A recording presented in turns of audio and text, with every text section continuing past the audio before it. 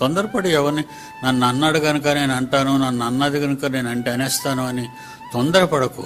ఎందుకంటే మన నిమిత్తము, మన దౌర్బల్యముల నిమిత్తము, మన పాపాల నిమిత్తము ఏ పాపము ఎరుగని యేసే సిలువలో రక్తం కార్చి చంపబడ్డాడు. ఆయన ఏ తప్పు చెయ్యలేదు. యేసుప్రభు వారు ఏ తప్పు చేయలేదు. ఏ తప్పు చెయ్యకపోయినా మనుషులు చేసే తప్పులకు ఆయన శరీరాన్ని బలిగా చేశాడు. ఏ తప్పులు చేయని యేసే సహించుకుంటే మరి ఆయన పేరు పెట్టుకున్న మనం క్రైస్తవులం కదా, క్రీస్తుని ధరించుకున్న క్రైస్తవులం కదా, మనం ఎంత చక్కగా ఉండాలి. ప్రతి సోదరిని, ప్రతి సోదరుడిని ప్రేమగా చూడాలి. మాటలో కానీ, చేతల్లో కానీ, నడతల్లో కానీ మనము దేవునికి అనుకూలమైన వాటిని చేయాలి తప్ప మనకు మనం దేవుడు చెప్పని వాటిని చేయటానికి సిద్ధపడుతూ ఉంటాం.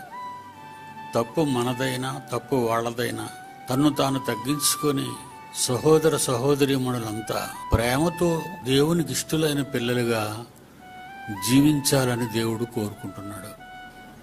మన కళ్ళెదురుగుండా సోదరుడు గాని, సోదరి గాని తప్పు చేసినట్లయితే నువ్వెందుకు తప్పు చేశావు అని అడిగే అర్హత మనలో ఏ ఒక్కరికి లేదు. తప్పు చేసిందన్న విషయం మీకు తెలిసినప్పటికీ ఏ తప్పు చేయనిదిగా ఉండే వ్యక్తితో నువ్వు ఎలాగ మాట్లాడతావో అదే విధంగా నీ ఎదుటనున్న సోదరి సోదరుడు గురించి నువ్వు మాట్లాడాలి. సహజంగా ఈ సంఘాలలో జరిగినటువంటి దారుణమైన విపరీతమైన పరిస్థితి లేదంటే ఎవరైనా తప్పు చేస్తే ఆ తప్పును తెలుసుకున్న వీళ్ళు పదే పదే ఆ తప్పును 10 మందిలో పెట్టి వాళ్ళేదో నీతిమంతులుగా తీర్చబడాలని, వాళ్ళేదో గొప్పవాళ్ళని సంఘంలో ఉన్నవారు అనుకోవాలని ఎదుటి వాళ్ళకి తీర్పు తీరుస్తూ ఉంటారు. ఆ తీర్పు అనేది నువ్వు ఎందుకు తప్పు చేశావు అనే ప్రశ్న. మనకు పాపాలు క్షమించే అర్హత లేదు. పాపాలు ఎవరు తీస్తారు? యేసు ప్రభు వారు తీస్తారు. అంటే ఎదుట వాళ్ళని నేరస్తులుగా పరిగణించాలని, ఎదుట వాళ్ళని నేరస్తులుగా జనానికి చూపించాలని చాలా అసహ్యంగా మాట్లాడుతూ ఉంటారు. ఆ సోదరుడు కానీ, ఆ సోదరు కానీ వాళ్ళ తప్పుల గురించే నువ్వు మాట్లాడితే వాళ్ళని దేవునిలో నుంచి దూరపరుస్తున్నావని అర్థం. గౌరవం, వందనము, దయ, ప్రేమ, కనికరము, జాలి ఇవన్నీ కూడా పాపము చేసే ప్రతి వారిపైన మనము చూపించాలి. అది దేవుని సంకల్పం. నువ్వెందుకు తప్పు చేసావనేది మాట్లాడుకో. నాకు తెలిసిన ఒక ఆయన ఉండేవాడు, గతంలో చాలాసార్లు చెప్పాను. ఆయన ఎప్పుడు కూడా మందు తీసుకుంటూ ఉంటాడు. ఒకరోజు మందు తీసుకొని అంటే త్రాగి మత్తుడై ఒక కాలువలో పడిపోతాడు. అప్పటికి నేను ఆ దారిని వెడుతూ ఆయన బయటకు తీసి వాళ్ళ ఇంటికి దిగబెట్టాను. ఆ విషయం నేను వాళ్ళ ఇంటి వాళ్ళతో కూడా చెప్పలేదు. అమ్మా ఇతనికి స్నానం చేయించండి అని చెప్పాను. భార్యకు తెలుసు కదా ఆయన ఎలాంటి వాడు. ఇది ఒక్కటే కాదు కదా, ఇలా ఎన్నోసార్లు చేశాడు అని నేను భార్య చెబుతుంది. సరేలే అమ్మా, ముందు ఆయనకు కావలసినవి ఏర్పాటు చేయి అని చెప్పేసి అప్పగించి వెళ్ళిపోయాను. మరుసటి వారం ఆదివారం వచ్చింది. చర్చిలోకి వచ్చి కూర్చున్నాడు. నేను అప్పుడు ఏం చేశానంటే, మన మధ్య ఉన్నటువంటి ఆయన పేరు ప్రసాద్, మన మధ్యన ఉన్నటువంటి ప్రసాద్ గారు ప్రార్థనలో నడిపిస్తారు అనగానే షాక్ అయిపోయాడు ఆయన. నేను త్రాగి కాలువలో పడితే కళ్ళారా చూసి మా ఇంటికి దిగబెట్టి నేను తాగాను అనే విషయాన్ని ఎవ్వరికి చెప్పకుండా మళ్ళా ఈ రోజు నాకు ప్రార్థనకు అవకాశం ఇస్తున్నారు అయ్యగారని ఎంతో మురిసిపోయాడు. త్రాగడం ఆపేశాడు.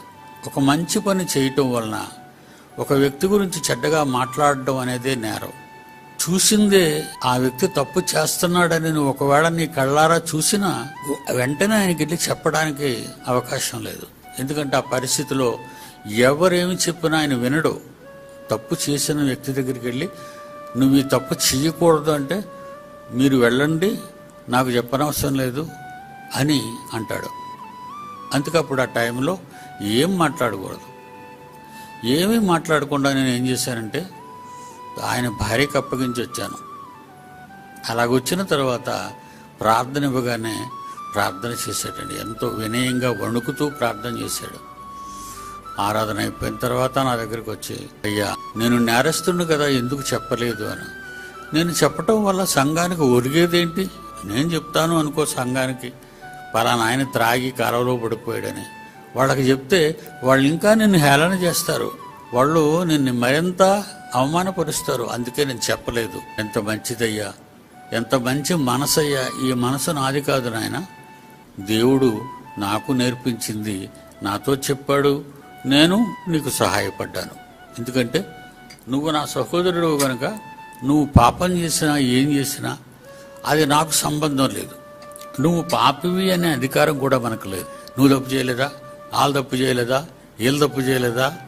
సరే, ఇలాంటి ఎవరికైనా మనం అమ్మా బాబు నీకు ఇది తగదు అని మనం ఎవరితోనో చెప్పావనుకో, నువ్వు నాకు చెప్తావా, నువ్వు చేయలేదా? సరే, ఇలాంటి భయంకరమైన క్యారెక్టర్ ఉన్నవాళ్ళు ఉంటారండి. ఎక్కువ మంది ఇలాంటి వాళ్ళే ఉంటారు. ఎందుకంటే వాళ్ళకి మనం చెప్పినా వాళ్ళు వినరు, వాళ్ళు మారరు. ఇలాగొచ్చి అలా నమ్మేసినట్టుగా నటించి క్షమించమని అడిగేసి మరలా డబల్ మళ్ళా ఎక్కువ చేస్తారు. ఎందుకంటే సమాధానం ఉండదు, ఐక్యమత్యం ఉండదు. ఇలాంటి విపత్తు పరిణామాల సంగతి వాళ్ళ క్యారెక్టర్లో మనం చూసినప్పుడు వాళ్ళని ఏం అనకండి, వాళ్ళని వదిలేయండి, ఎదురు సైలెంట్గా కూర్చోమనండి. That's all. ముందు నీ కన్నులో ఉన్నటువంటి ఆ దూలాన్ని తీసి అప్పుడు ఎదుటివాని కంటిలో ఉన్న నలుసు, అది కూడా అతి ప్రేమతో, అతి గారంగా, నెమ్మదిగా నిన్ను ప్రేమించే విధానంలో నువ్వు ఆ వ్యక్తితో మాట్లాడాలి.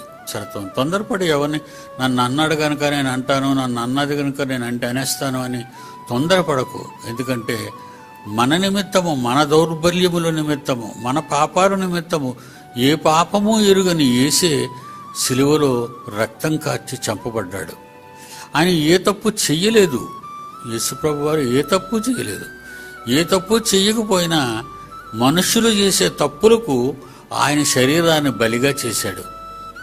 ఏ తప్పులు చేయని యేసే సహించుకుంటే మరి ఆయన పేరు పెట్టుకున్న మనం క్రైస్తవులం కదా, క్రీస్తుని ధరించుకున్న క్రైస్తవులం కదా, మనం ఎంత చక్కగా ఉండాలి. కనుక మనం ఎవరితోని ఏ తప్పు చేసినా ఉన్నవారితో నువ్వు తప్పు చేసావని బాహటంగా ఆయన ఎదురుగుండా చెప్పకు. ఆయన్ని ముందు మంచి మార్గాల్లో నడిపించడానికి ప్రయత్నించు. ఏదో ఒక టైమున నీ మంచిని అర్థం చేసుకున్నవాడు చక్కగా లోనకు ప్రవేశిస్తాడు. చల్లనైన దేవుని వాక్యం మనం విన్నప్పుడు మనం ఆలోచించింది ఏంటంటే మనం మంచివారుగా ముందు ఉండాలి. ముందు మన వాళ్ళకి మనం మంచివాళ్ళగా ఉండాలి. అప్పుడు తప్పు చేసిన వారిని వాళ్ళ తప్పులు మనం బయట పెట్టగా వాళ్ళ చేర్చుకొని ఆదరించాలి. నువ్వు నాకు చెప్పనవసరం లేదు అన్నప్పుడు మనం ఇక చెప్పవలసిన అవసరం లేదు. అందుకే అన్నాడు, ఎవరైనాను విననివాడైతే విననివానిగానే ఉండనివ్వండి అన్నాడు. ఇంక మీరు వెళ్ళి మాట్లాడకండి వాళ్ళతో. ప్రతి వాళ్ళ ఎడల సున్నితంగానే ఉండాలి. దేవుడు రాయించిన ఈ బైబిల్లో ప్రతి మాటలో ఏ ఒక్కరి గురించో కాదు, లోకములో దేవుని యొద్దకు పిలువబడిన వారందరి గురించి వ్రాయబడిన మాటలు. ప్రపంచ మానవాళికి దేవుడు రాయించిన మంచి సంగతులు. ఇది మీకు ఎందుకు ఇచ్చాడంటే మీరు జాగ్రత్తగా చదువుకొని దాని ప్రకారంగా ప్రవర్తించండి. అలాగే ప్రతి వాళ్ళని ప్రేమతో దేవుని సన్నిధికి తీసుకురండి. అలా మనం మార్చగలగాలి. ఇదండి సోదరిని సంపాదించే దేవుడిచ్చినటువంటి ఆలోచన. ఇలా ఉంటేనే తప్ప సంఘం నిలవదు, సంఘం బాగుపడదు, క్రైస్తవులు నీతిమంతులుగా తీర్చబడరు.